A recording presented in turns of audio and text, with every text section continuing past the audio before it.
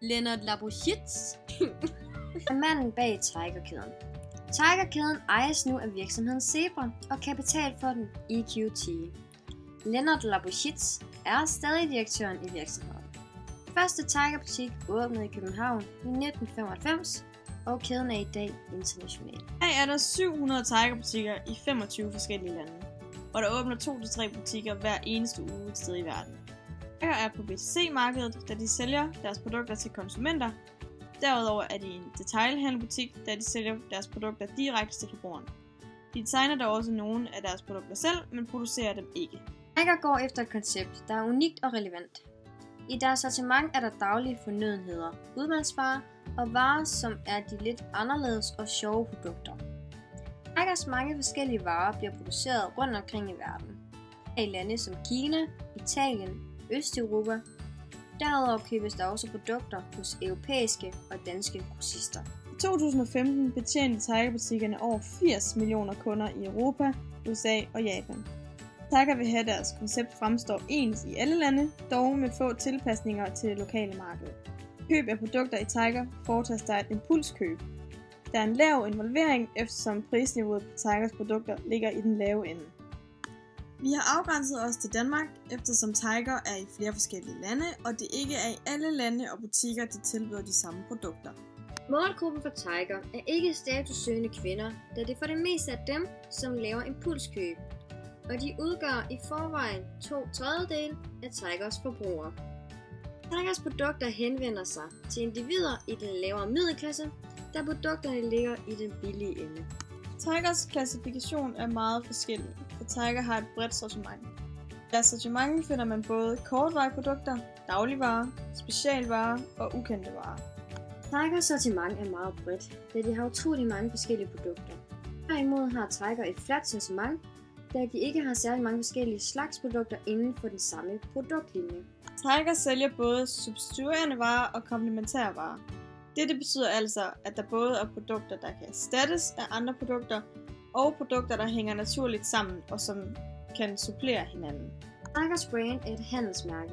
Alle kender Tiger som en butik, der sælger alt muligt forskelligt til meget billige priser. Dette betyder, at Tiger selv har en meget stor indflydelse på markedsføring.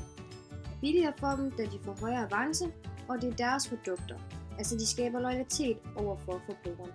Tiger bruger den omkostningsorienterede prisfastsættelsesmetode, da den baseres på købmandskab, da nogle af Tigers varer sælges med en høj avance, og andre har en lavere avance. Dog kan man også argumentere for, at de bruger markedsorienteret prisfastsættelsesmetode, da prisen også kan bestemme, hvad kunden forventes at vil give for en vare. Her skal man så ind og vurdere forholdene hos kunden, altså deres målgruppe. Tigers produkter er priselastiske, for sætter man prisen op, vil afsætningen for produkterne falde. Tiger er kendt for at være en butik med billige priser, og deres målgruppe er individer med en lavere mellemindkomst. Derfor vil det betyde meget for forbrugeren, hvis prisen bliver sat op. I alt vil det have en negativ reaktion på kunderne, hvis Tiger sætter priserne op. Tiger benytter sig af hurtig penetrationsprisstrategi. Det gør de, da deres produkter sælges til en lav pris, altså de bruger en lav prisstrategi og markedsfører derfor deres produkter meget, hvilket vil sige, at de har en høj promotionsindsats. Deres priser ligger mest på omkring 10, 20 og 60 og 100 kroner.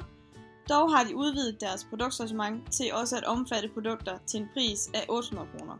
Det er dog meget sjældent. Markedsfører sig meget i deres kataloger. De bruger mere end 7 millioner kroner om året på at producere, trykke og husstandsomdele katalogerne. Derudover markedsfører de sig også med plakater i deres butikker, på Facebook og på deres hjemmeside, med deres koncert i Vega samt kampagneaviser, der både ligger i deres butikker og man kan også finde det på deres hjemmeside.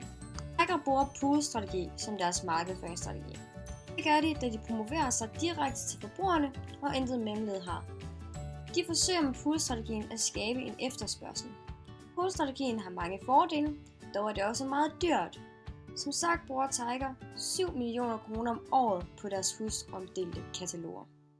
Tiger har en direkte distribution, eftersom de kun sælger deres produkter i deres egne butikker direkte til konsumenten. Tigers eneste salgskanal er deres egne fysiske butikker, som der er 700 af rundt i hele verden. Hvis de ikke sælger online på deres hjemmeside, er der kun mulighed for at se på deres